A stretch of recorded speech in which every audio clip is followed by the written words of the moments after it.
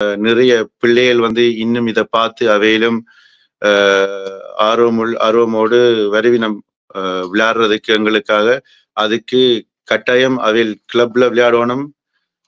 இந்த ஊக்கமும் உற்சாகமும் தொடர்ந்தும் இருந்தால் எங்களுடைய அடுத்த தலைமுறையினர் தலைவன் கண்ட கனவை நிச்சயம் நனவாக்குவார்கள்.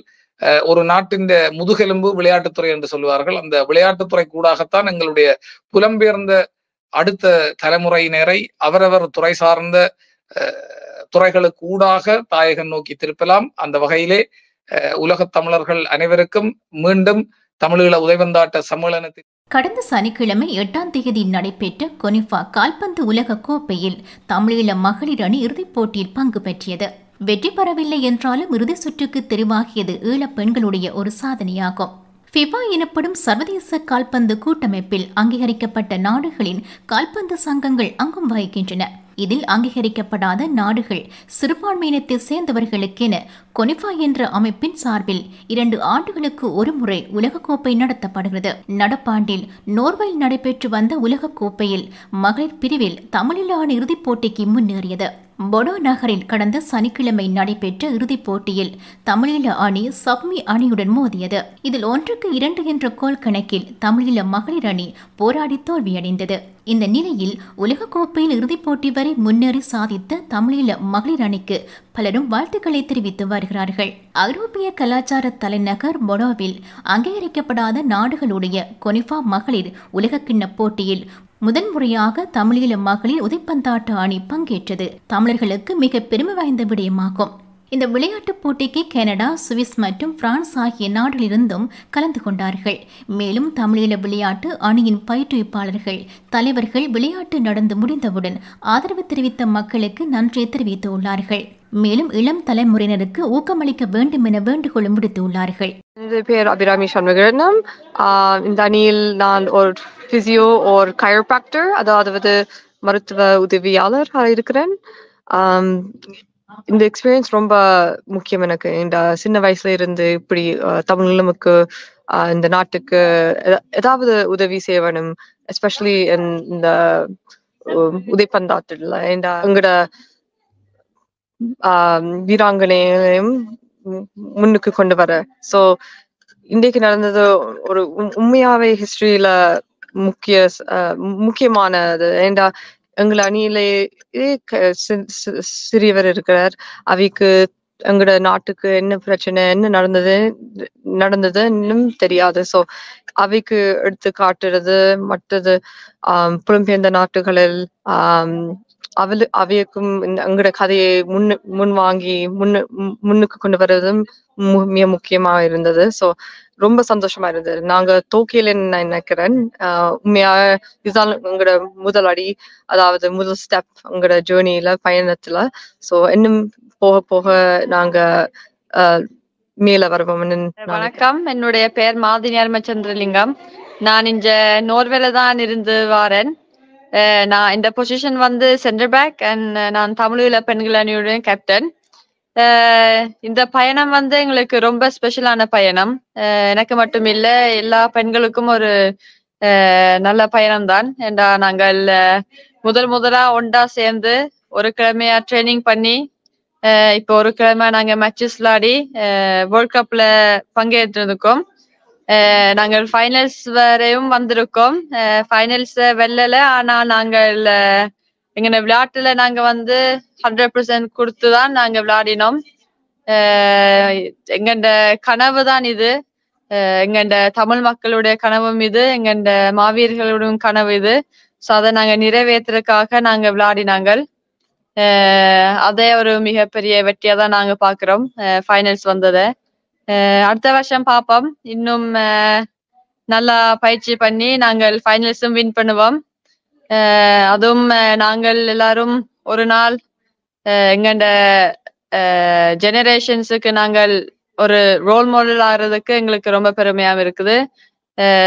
மற்றும் உங்களோட அன்பும் ஆதரவும் தான் எங்களுக்கு ஒரு முதுகெலும்பாக இருந்திருக்கு. ஸோ அதுக்கும் மிக்க நன்றி. தமிழீழ அணி உமன்ஸ் ஃபுட்பால் ஹெட் கோச். இன்றைக்கு நாங்கள் ஃபினால் விளையாடினாங்கள் எங்களுடைய முதல் வேர்ல்ட் கப் முதல் வேர்ல்ட் கப்ல நாங்கள் எங்களுடைய முதல் ஃபினால விளையாடினாங்கள். அதுல வந்து நிறைய நிறைய சந்தோஷங்களும் கொஞ்சம் கவலைகளும். ஏண்டா சந்தோஷம் நிறைய நிறைய உறவுகள் உலகம் ஃபுல்லா எங்களுக்கு நிறைய மெசேஜ், சோஷியல் நெட்வொர்க்ல நிறைய ஆதரவு, அதெல்லாம் பார்க்க சரியா சந்தோஷமா இருந்தது என்று நாங்கள் எல்லாரும் ஒற்றுமையா நின்று நாங்கள். கவலை என்னென்றா நாங்கள் 70வது நிமிஷம் வரைக்கும் நாங்கள் வேர்ல்ட் சாம்பியனா இருந்த நாங்கள். கடைசி 20 நிமிஷத்துல வந்து மாறிட்டுது. சில சில சில இதுகள் ஒன்றும் செய்யலாது. ஏண்டா சில டிசிஷன் வந்து நடுவர் தான் எடுப்பார். இந்த கொனிஃபால வந்து வார் இல்லை, வார் இருந்திருந்தால் கட்டாயம் பெனால்டி இல்லையென்ற சொல்லியிருப்பினும் அந்த பெனால்டி வந்து மேட்சை கம்ப்ளீட்டா மாத்திட்டுது. எங்களோட பிள்ளைகள் வந்து கடைசி வரைக்கும் விளையாடினவியல், கேம் பிளானை வந்து ஃபாலோ பண்ணவியல். ஏனென்றா நாங்கள் விளையாடின டீம் அவையில் தான் வேர்ல்ட் சாம்பியனா இருந்தவியல். அப்ப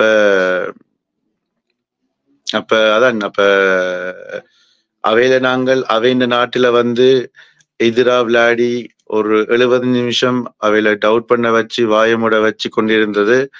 அது ஒரு சரியான ஒரு பெரிய ஒரு மொமெண்டா இருந்தது. ஆனா அங்கால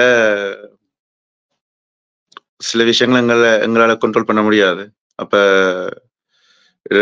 ரெஃப்ரி வந்து முடிவெடுத்தவர். அந்த முடிவுல வந்து பெனால்டி என்று போனது. அப்புறம் அங்கால ஃப்ரீ கிக், இல்லாத ஒரு ஃப்ரீ கிக், அங்கால கோர்னர். அதான் ஃபுட்பால்ல வந்து எல்லாம் நடக்கும், எப்பவும் நடக்கும். அதுதான் ஸ்போர்ட்ஸ், அதான் எமோஷன்ஸ். ஆனா எங்களுக்கு நாங்க கடைசியில வந்து மேட்ச் முடிஞ்ச உடனே நான் கேட்டது முக்கியமா எங்களோட பிள்ளைகள்கிட்ட வந்து யாரும் தலை குனியக்கூடாது. ஏனெண்டா எல்லாரும் வந்து முதலாவது நிமிஷத்துல இருந்து கடைசி வரைக்கும் ஃபைட் பண்ணவியல். எங்கட ஹீரோஸ், மாவீரர்கள், எங்கட உறவுகள் எல்லாரையும் நினைச்சு கொண்டு தான் விளையாடினவியல். அது எங்களுக்கு ஒரு பெரிய விஷயம். அது வந்து எங்களுக்கு ஒரு பெரிய பெருமை. நாங்கள் இந்த ஜேசி போட்டோ இந்த அணிக்கு கீழே நாங்க இப்படி பயணிக்க வந்து அது ஒரு கனவு. வெளிநாட்டுல இருந்து இப்படி செய்ய அது ஒரு பெரிய கனவு. நான் நம்புறேன் நிறைய பிள்ளைகள் வந்து இன்னும் இதை பார்த்து அவையிலும் ஆர்வமோடு வருவினம் விளையாடுறதுக்கு எங்களுக்காக. அதுக்கு கட்டாயம் அவையில் கிளப்ல விளையாடணும், 11 சைட் விளையாடணும், சீசன் ரெகுலரா விளையாடணும். அவையில் அப்படி அவையில வந்து டெவலப் பண்ணினாத்தான் இந்த தமிழ் அணிக்கு வந்து அவையில் உதவி செய்ய வருவினம். அவையில் வந்து மனம் ஃபுல்லா உள்வாங்கி தங்களோட நாடுக்கு வந்து விளையாடுறதுல ஒரு எமோஷன் ஒன்று. 29 பிள்ளைகள் பதிஞ்சிருந்தவியல் உலகம் ஃபுல்லா. 89ல நாங்கள் 22 பேரை நாங்கள் தெரிவு செய்து நாங்கள். அதன் முக்கியமான அடிப்படை வந்து சீசன் விளையாடணும், 11 சைட் விளையாடணும். வேற அதன் மூலமா நாங்கள் அந்த கிரிட்டரியா வந்து தேடிக்கொண்டு போய்க்க அவை இந்த லீக், எந்த லீக்ல விளையாடினோம், எந்த லெவல்ல விளையாடினோம். அப்புறம் அவை இந்த வீடியோஸை வந்து தேடி பார்த்தது, ஸ்டாட்டிஸ்டிக்ஸை தேடி பார்த்தது, அவை இந்த கோச்சஸோட கதைக்க வேண்டிய வந்தது. இப்படி போய்க்க வந்துதான் நாங்கள் தரமான பிளேயர்ஸை வந்து தெரிவு செய்து நாங்கள். ஏனென்றா எங்களுக்கு ஷார்ட் டைம், 1.5 கிழமையில வந்து அவ்வளோ பெரிய நாங்கள் வந்து ட்ரைனிங் பண்ணணும். 1.5 கிழமையில செய்யறதுக்கு அவையில் ஒரு சீசன் விளையாடினா தான் நாங்கள் கேட்குற அந்த சில ஃபுட்பால் நாலேஜ் அவைகளுக்கு அந்த கெமிஸ்ட்ரி எல்லாம் ஒழுங்கா வரும். அப்ப காம்படிஷன் தொடங்கினதுல வந்து நாங்க கொஞ்சம் முதல் மேட்ச் நாங்கள் ரோஸ் செஞ்சு நாங்கள் 2-2, 2வது மேட்ச் வின் பண்ணினாங்கள். 3வது மேட்ச் நாங்கள் 8-0 தோத்துனாங்கள். அண்ட் அதே டீமோட நாங்க ஃபினால் விளையாடினாங்கள். எல்லாம் உங்களுக்கு நாங்க சொல்ல வேண்டியது என்னன்னா, ஒவ்வொரு நாளும் ஒரு மேட்ச் நடந்தது. 90 நிமிஷம். ஒரு நாள் வந்து 2 மேட்ச் நடந்தது. ஒரு மேட்ச் 2 மணிக்கு, இன்னொரு மேட்ச் இரவு 11 மணிக்கு. நம்மள ஃபுட்பால்ல அது இல்லை. ஆனா என்ன செய்யறது, சில சந்தர்ப்ப சூழ்நிலைகளை வந்து நாங்கள் இதை நாங்கள் சவாலா எடுக்க வேண்டிய வந்தது. சவாலா எடுத்து எங்களால முடியும் என்று நாங்க போனாங்கள். அதுல கூட இந்த ட்ரோ நடக்கும் போது எங்களை கொஞ்சம் கஷ்டப்படுத்துற மாதிரி ஓர்டர் எல்லாம் மாத்தி கீர்த்தி எல்லாம் செய்து நாங்கள் விடையில. ஏண்டா எங்களை மிதிக்கல, அது யாரும் மிதிக்கிறதுக்கு நாங்க விட மாட்டோம். அப்ப நாங்க அவளோட கதைச்சு எங்களுக்கு இந்த ஓர்டர் தான் வேணும், சமமா இருக்கணும், எல்லாருக்கும் சமமா இருக்கணும் என்று சொல்லித்தான் நாங்கள் அந்த ஓர்டர்லயும் சண்டை பிடிச்சு நிறைய பிள்ளைகளுக்கு வந்து காலையில் அது நிறைய பிள்ளைகளுக்கு வந்து இந்த தொடர்ந்து விளையாடைக்க வந்து அவையில் இன்ஜூரட் ஆயிட்டினோம். அப்ப நாங்களும் சில விஷயங்கள் வந்து ஓப்பனா சொல்லலாது. ஸோ நாங்கள் கிரவுண்ட்ல தான் நாங்கள் கதைக்க முடியும். அவையில் இன்றைக்கு எல்லாத்தையும் உள்வாங்கி கொண்டு மேக்சிமம் கொடுத்தவையல். ஆனா இதுல ஒரு முக்கியமான விஷயம் என்னன்னா, அவைகளுக்கு 17, 18, ஆக சின்ன ஆள் 14 வயசு. யோசிச்சு பாருங்க. இது முதல் படி.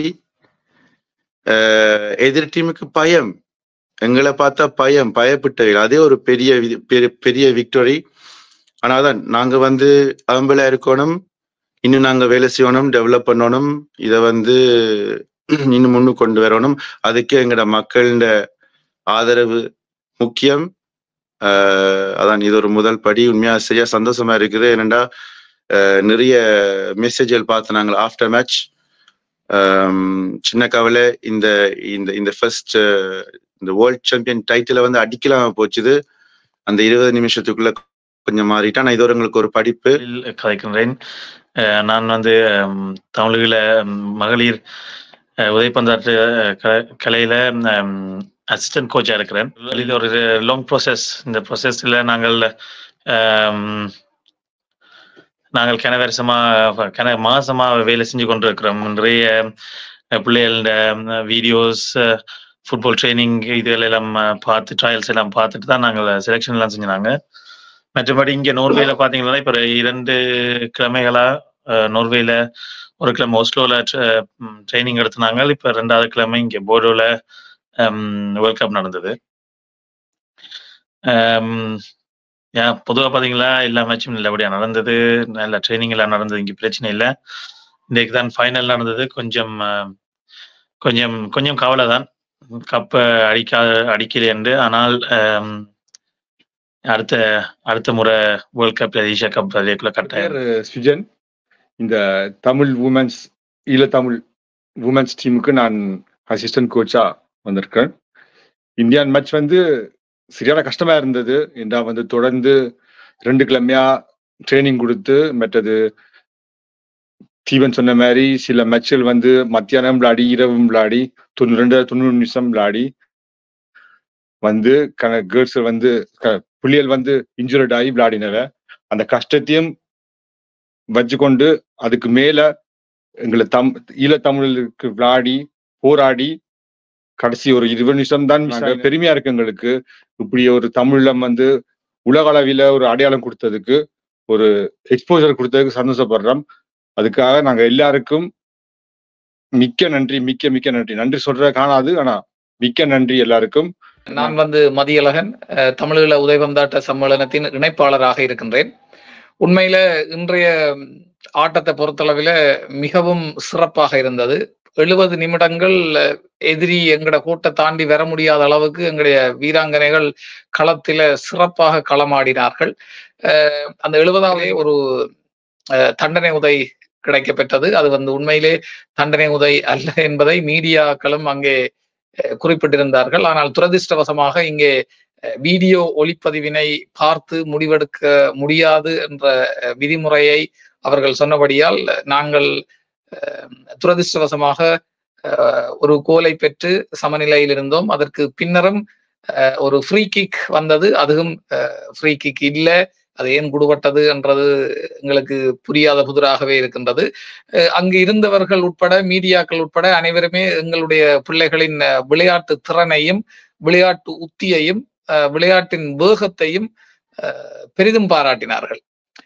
அந்த இறுதியாட்டம் நிறைவு பெற்று நாங்கள் பிள்ளைகளோடு பேசிய பொழுது அவர்களின் உணர்வுகளை நாங்கள் பகிர்ந்து கொண்ட போது அவர்களிடமிருந்து வந்த வார்த்தைகள் உண்மையிலே எங்களை மெய்சில் இருக்க வைத்தது என்றுதான் சொல்லலாம். இந்த 2 வாரங்கள் அவர்களுடைய வாழ்க்கையிலே மறக்க முடியாத அனுபவமாக அதை பகிர்ந்து கொண்டார்கள். நாங்கள் 2-3 பகுதிகளாக பயிற்சி பட்டறைகள் அவர்களுக்கு நடாத்தி இருந்தோம். எங்களுடைய போராட்ட வரலாறு சார்ந்தும், நாங்கள் ஏன் இப்படி புலம்பெயர்ந்தோம் என்றும், இந்த சுற்றுப்போட்டியின் நோக்கம் என்ன என்பது பற்றியும் அவர்களுக்கு தெளிவாக விளங்கப்படுத்தி இருந்தோம். அதிலே பெரும்பாலானவர்களுக்கு ஏற்கனவே வரலாறு தெரிந்திருந்தாலும் அதை இங்கே எடுத்து சொல்லுகின்ற பொழுது அவர்கள் பிரமித்து போனார்கள். இன்று அவர்கள் தங்களுடைய கருத்துக்களை சொல்லுகின்ற பொழுது உண்மையிலே அதில் ஒரு வீராங்கனை கனடா நாட்டிலிருந்து வந்தவா, அவ அங்கே ஒரு சிறந்த உதைபந்தாட்ட அணியிலே விளையாடுகின்றார்.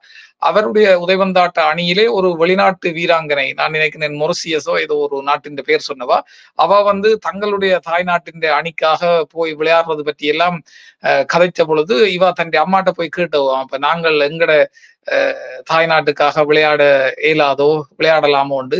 அப்ப அது வந்து இப்ப நடந்ததை வச்சு அவ உண்மையா கண்கலங்கிட்டா. தான் தமிழீழ அணிக்காக விளையாடுவேன் என்று கனவிலும் நினைச்சு பார்க்கல. இப்ப விளையாடினது தன் வாழ்நாள்ல மறக்க முடியாத ஒரு அனுபவமாக இருக்கு. இப்படி ஒவ்வொருத்தருக்கும் குட்டி குட்டி அனுபவங்கள். இன்னொரு பிள்ளை கனடா நாட்டிலிருந்து வருகை வந்திருந்தவ அவாவும், அவாவுக்கான பட்டமளிப்பு விழா இந்த வாரம் நடைபெற இருந்தது. அவ தான் படிச்சு பட்டம் எடுத்துட்டு அதை போய் அம்மா பட்டத்தை பெறட்டும், தான் இங்க வந்து விளையாடுவேன். அதே போல 2024 தன்னுடைய மாஸ்டர் டிகிரி வரும், அதுக்கும் தான் இங்கதான் நிற்பேன், ஏனண்டா தான் அப்பவும் விளையாடணும் என்று சொல்லியிருந்தா. அதே மாதிரி வந்து அப்படி ஒவ்வொருவர்களுடைய உணர்வுகளிலும் இது மேலோங்கி இருந்தது. அதேவேளை புலம்பெயர்ந்து வாழுகின்ற எங்களுடைய தமிழ் மக்களை தாண்டி தாயகத்தில் இருந்து நிறைய அவைகள் எல்லாரும் அந்த தங்கட கனவை இந்த பிள்ளைகள் சுமந்து களமாடுது என்றதுல ஒவ்வொருவரும் அந்த தாங்கள் உதைபந்தாட்ட மைதானத்திலே விளையாடி கொண்டிருக்கிற மாதிரி தங்களுடைய உணர்வுகளை வெளிப்படுத்தி 10 கோடி மக்களையும் இந்த உதைபந்தாட்ட வீராங்கனைகள் பிரதிநிதித்துவப்படுத்தி இருந்தார்கள். அந்த வகையிலே உண்மையிலே நாங்கள் எங்களுடைய இலக்கிலே ஒரு மிகப்பெரிய அடைவை அடைந்திருக்கின்றோம் என்றுதான் எண்ணுகின்றேன். இந்த நேரத்திலே உண்மையிலே எங்களுக்கான அந்த பொருளாதார பலம் என்றது மிக முக்கியம். ஏற்கனவே நடைபெற்று முடிந்த ஆண்களுக்கான ஆசிய கோப்பையிலே பொருளாதார ரீதியாக நாங்கள் பல அமைப்புகளிடம் கடன் பெற்று அந்த ஆசிய கிண்ண போட்டியில கலந்து கொண்டு வெற்றி கிண்ணத்தை தமதாக்கி இருந்தோம். இப்பொழுது இந்த பெண்கள் உலக கிண்ண கோப்பைக்கான நிதியம் கிட்டத்தட்ட 45,000 யூரோக்கள் எங்களுக்கு செலவாகி இருக்கின்றது. பலர் அன்பளிப்புகளை வழங்கி கொண்டிருக்கின்றார்கள். அதே போல் பலர் தொடர்பு கொண்டு கேட்கின்றார்கள் எப்படி எல்லாம் உதவி செய்ய வேண்டும் என்று. அவர்களுக்கான கணக்கிலக்கங்களை நாங்கள் அனுப்பி வைத்திருக்கின்றோம்.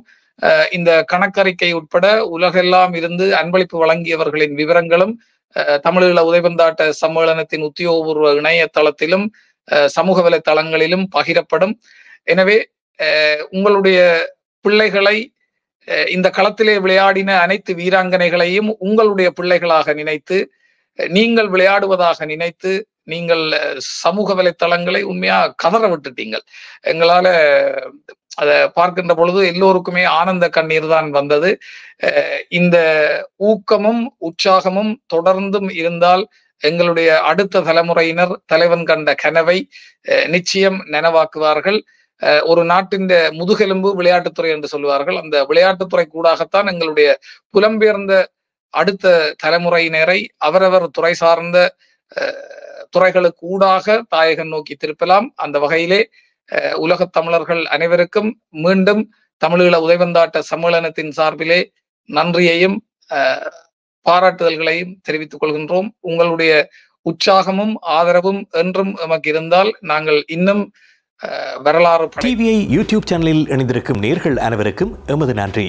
எமது காணொலி தொகுப்புகளை தொடர்ந்து நீங்கள் பார்வையிடுவதற்கு கீழிருக்கின்ற பெல் பட்டனை அழுத்துவதனூடாக நோட்டிபிகேஷனில் பல காணொலி தொகுப்புகள் உடனுக்குடன் உங்களை வந்து சேரும். அருகில் இருக்கின்ற முக்கிய காணொலி தொகுப்புகளையும் பார்வையிட தவறாதீர்கள்.